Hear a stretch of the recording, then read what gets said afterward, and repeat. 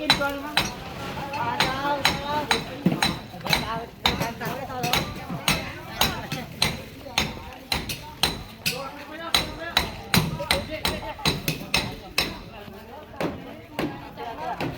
Kalau mau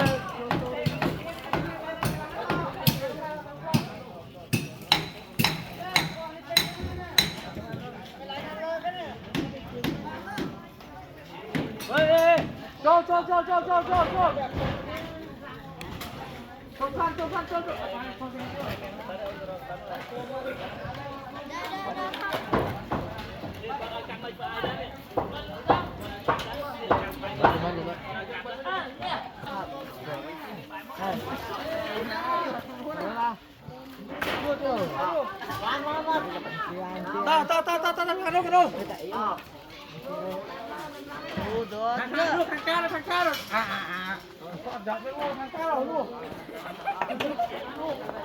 đây lên cho camera lên thằng ca hay đâu thằng ca môi